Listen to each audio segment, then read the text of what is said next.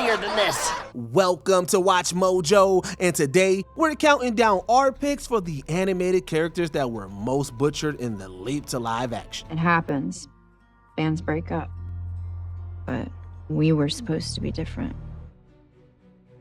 Number 10, He-Man, Masters of the Universe. Sporting bulging muscles, blonde hair, and a classic sword from a stone, there's no denying that Dolph Lundgren looks the part of the universe's namesake defender. It's a real shame then that this 1982 film completely misses the mark on He-Man's heroic charm.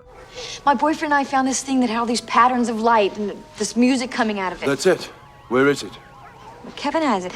He's in terrible danger. Let's go. He isn't just a bulky beefcake. He-Man is a symbol of nobility, pride, and an unironic need to do good. But the live-action adaptation abandons all of that and replaces it with corny jokes that elicit more eye rolls than awe. Look! Native clothing. Lots of it. All over the place. If we dress like this, no one will recognize us. With a better script or a more serious tone, Lundgren could have been the He-Man the universe needed. Instead, we're left with a whole lot of pointless flexing. The people of Eternia shall see you kneeling to me just before you die. I'll never kneel to you. Yes, you will. Number 9, Mr. Magoo.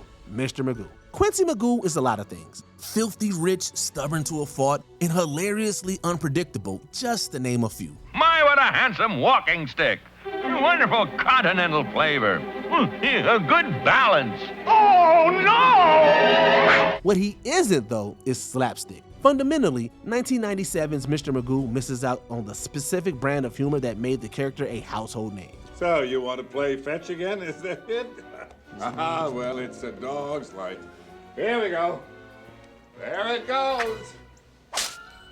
Rather than unintentional situational comedy, the movie is a series of tired gags and obvious punchlines. Magoo himself suffers the most. Stripped of all his comedic charm, he comes off as negligent at best or uncaring at worst. Time for a little Red Cross here, Magoo.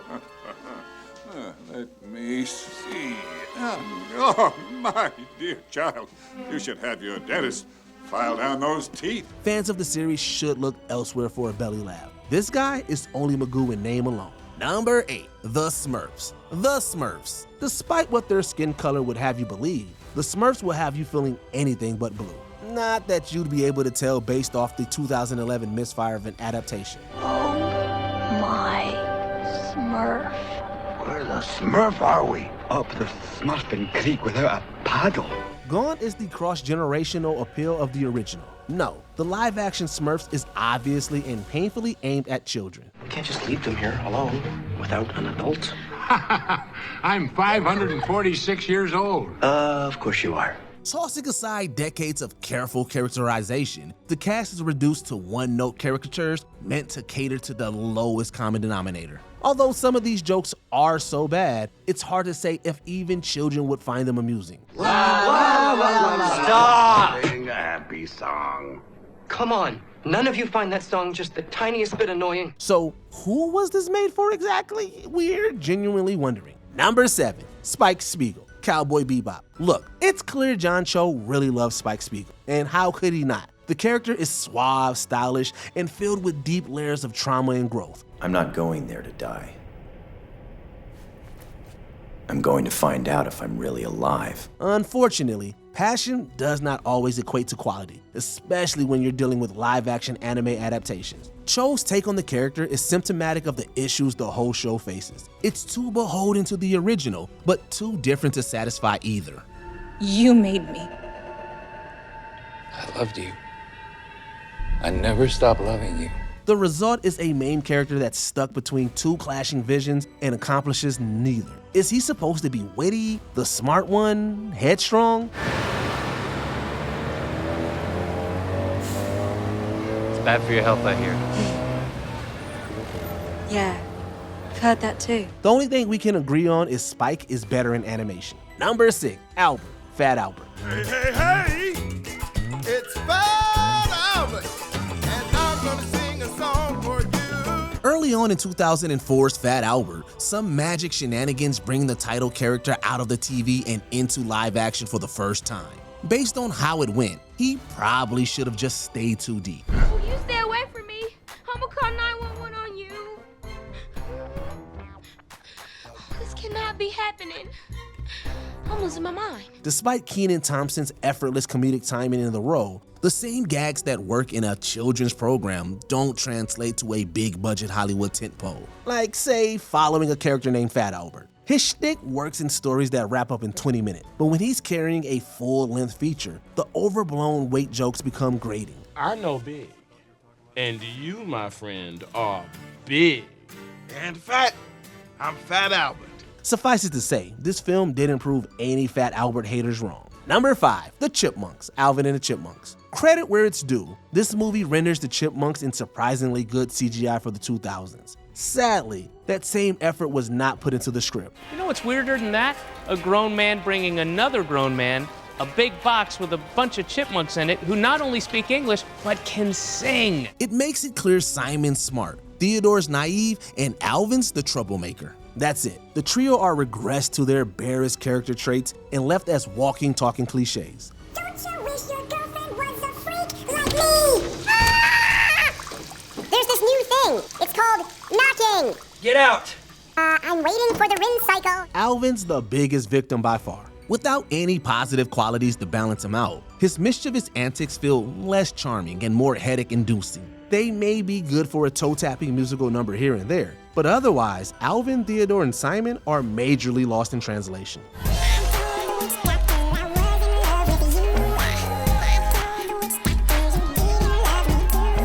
Number 4, Jim. Jim and the Holograms. Some characters only work in animation. Like, for example, a teenage girl who turns into a superstar with the help of supercomputer earrings. Okay, let's do this. Dad wouldn't believe we made it here.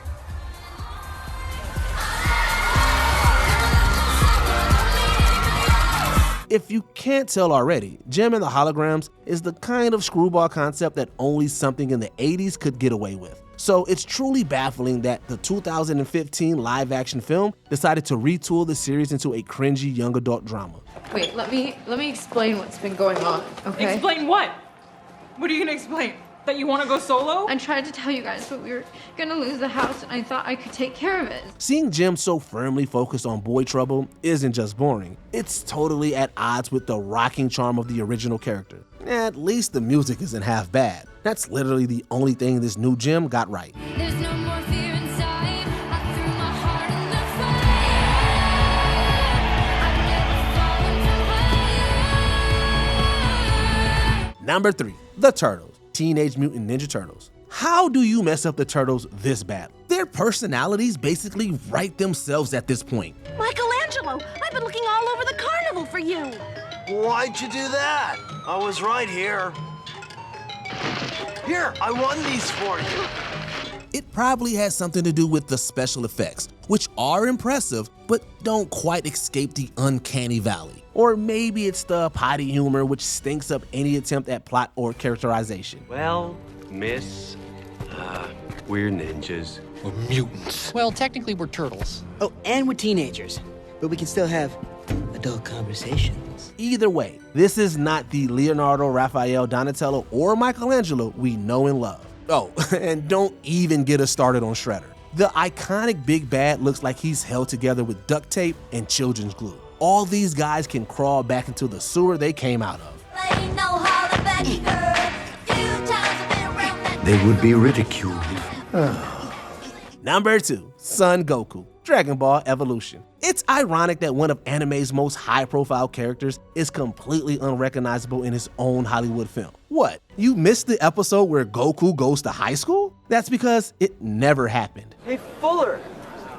Hey, Fuller, you just wrecked my bike! Agundis, did you just fart, man? Because I could have swore I just heard something. Dragon Ball Evolution doesn't even try to hide its attempts at Americanizing the story. But rather than broadening the series' appeal, it instead turns Goku's legendary tale into yet another dull high school romance. I'm not saying that Chi-Chi's a stupid name, I'm just saying that it's not normal. But normal's overrated. I'm not saying that you're stupid or overrated, I'm gonna stop now. Fans wanted power-up roars, high-speed martial arts, and earth-shaking beam struggle. Not a version where Piccolo randomly has a femme fatale sidekick. Dragon Ball's small-screen efforts ensure Goku's legacy persists to this day. But it's in spite of this film, not because of it. Frieza? What? I'd rather be a brainless beast than a heartless monster.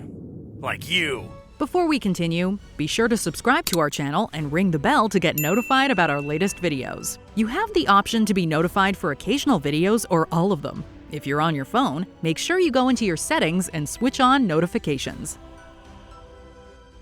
Number 1, the Avatar cast, The Last Airbender. Whoa boy, where to even begin with this one? Firebender started a war. I left a few days ago. We could talk about how the leading man was a martial artist first and an actor second, or how part of the cast was allegedly only hired due to plain and simple nepotism. Then there's the obvious and harmful whitewashing. Really, we could go on, but the long and short of it is The Last Airbender is an utter disgrace to the Avatar name. They make me look totally stiff and humorless. Actually, I think that actor's pretty spot on. How could you say that? The movie fails to adapt any one of the show's expansive cast well, which is maddening since they had a near-perfect blueprint to work off of. How such a slam dunk went oh so wrong is still beyond us. You're angry. You must let this go. As the Avatar, you are not meant to hurt others. What's an animated show you think would actually be a great live-action movie? Let us know in the comments down below. You're staying.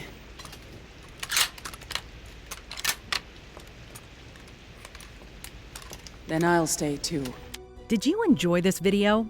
Check out these other clips from WatchMojo, and be sure to subscribe and ring the bell to be notified about our latest videos.